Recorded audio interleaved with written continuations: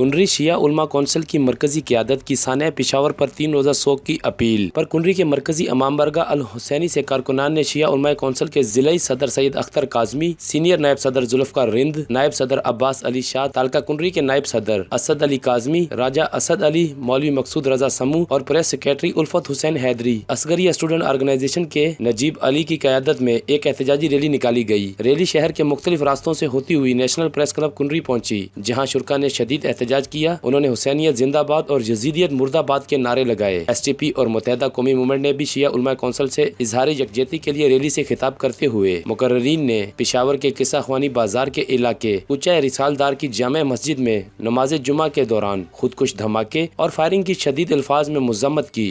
इस अलमनाक सानिया में दहशत गर्दों ने मासूम नमाजियों को निशाना बनाकर दर्जनों नमाजियों को शहीद और जख्मी कर दिया। उन्होंने कहा कि इंसानियत के दुश्मनों ने कई घर और सुहाग उजाड़ दिए और कईयों के सरों से बाप का साया उठ गया। उन्होंने कहा कि खैबर पख्तूनख्वा हुकूमत सूबे के लोगों की जानो माल के तहफ़्फ़ुज़ में नाकाम हो गई है। दहशत गर्द खुले आम दन दनाते फिर रहे हैं। मासूम नमाजियों के जानों के ज़िया पर पूरी कौम रंजीदा है। इंसानी खून बहाने वाले यकीनन किसी रहम और रियायत के मुस्तहक नहीं। इस तरह के वाक़यात पाकिस्तान को गैर मुस्तहकम करने की सोची समझी साजिश है।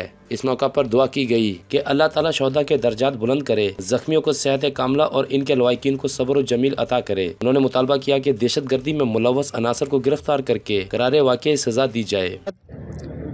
सिंध तरक्की पसंद पार्टी जे प्लेटफार्म खां असां हिन एहतजाज में शरीक थिया आहियूं। असां हमेशह सिंध तरक्की पसंद पार्टी जेका आहे सा मज़लूमनि जो साथ ॾिनो आहे।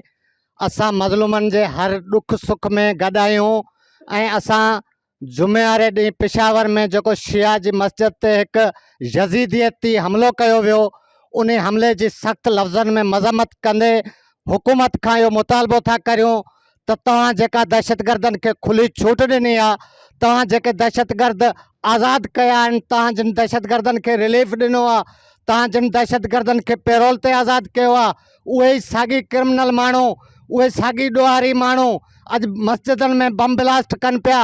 असां उन बम ब्लास्ट जे सख़्तु लफ़्ज़नि में मज़म्मत करियूं था। ये जो दहशतगर्द लोग हैं, ना कोई इनका मज़हब है, ना इनका माँ है, ना इनकी बाप है।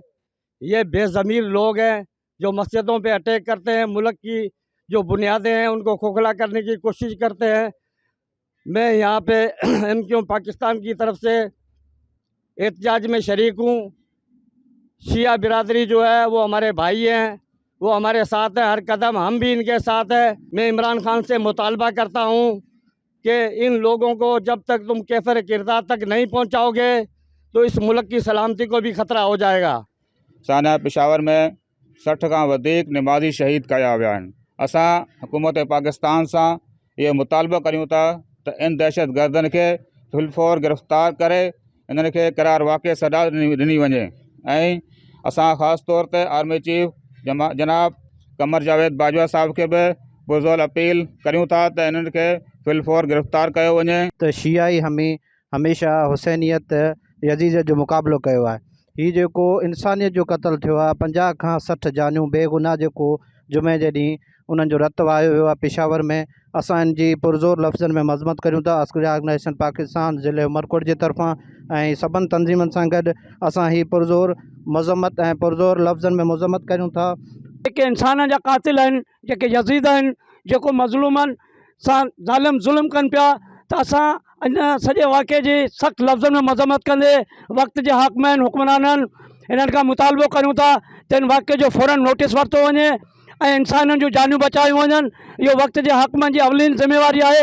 हिते जी इंतज़ामिया खे बि गुज़ारिश आहे त इन्हनि वाक़िअनि में मुलवस जेके बि माण्हू आहिनि उन्हनि खे फिलफौर पकड़ियो वञे ऐं इन मज़लूमनि लाइ इंसाफ़ कयो वञे। ये 1400 साल का असीं कुसंदा पिया अचूं, जनाज़ा खणंदा पिया अचूं ऐं खणंदा रहंदासीं। असीं हिन सां घबराइण वारा न आहियूं। दम कनि सां हींअर ॿिया हथ कढा जमा करनि था। ऐं तमामु मुस्लमान खे अपील करां थो, हे एतिरो लाखनि जो शहर आहे पर ही चंद माण्हू असांजी दुख जी घड़ी में शामिल थिया, निन जा थोरा था आहियूं। ऐं मुस्लमानों होश करियो, हज़ साले जो तव्हांखे वाक़ियो यादि हूंदो, सिर्फ़ु 4 माण्हुनि हज़ साले जी उठणी खे शहीद कयो, जंहिंजो अज़ाब अल्लाह ताला पूरी क़ौम ते कयो। ऐं अगरि मज़लूम जे ख़िलाफ़ु आवाज़ न उथारींदा हुआ मुस्लमानों, सुभाणे तव्हां सां बि साले वारी क़ौम वारो साॻी हाल थींदो। उथो, सुजाग थियो। हीअ हिकिड़ी शिया क़ौम जो न आहे, ये इंसानियत जो क़त्ल पे थिए इन क़त्ल जी मुज़लिमियत जे ख़िलाफ़ उथो आवाज़ उथारियो ऐं वाक़े जी सख़्त लफ़्ज़नि सां मुज़म्मत करियूं था, बुलंद आवाज़ नाराए तकबीर। ऐं उन खां पोइ असां हुकूमत पाकिस्तान खां मुतालबो करियूं था त इन में जेके बि अफ़राद मुलवस आहिनि इन्हनि खे फिलफोर कैफ़रे किरदार ते पहुचायो वञे। नाराए तकबीर। उन खां पोइ असां हुकूमत पाकिस्तान खां मुतालबो करियूं था त जेके उहो तालिबान सां ॻाल्हियूं करे रहिया आहिनि ऐं उन ॻाल्हियुनि जे नतीजे में इहो वाक़ियात इहो दहशतगर्दियूं थी रहियूं आहिनि।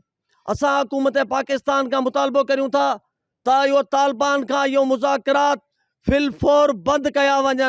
नाराए तकबीर।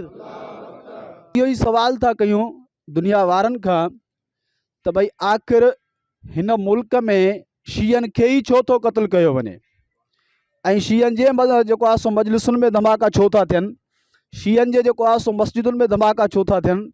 आख़िर शीयनि जो छा क़सूर आहे? शहादत अहल बैत अलैहिस्सलातु वस्सलाम खे मञण वारनि जो विरसो आहे। शहादत ऐं तकलीफ़ूं असांजो विरसो आहे।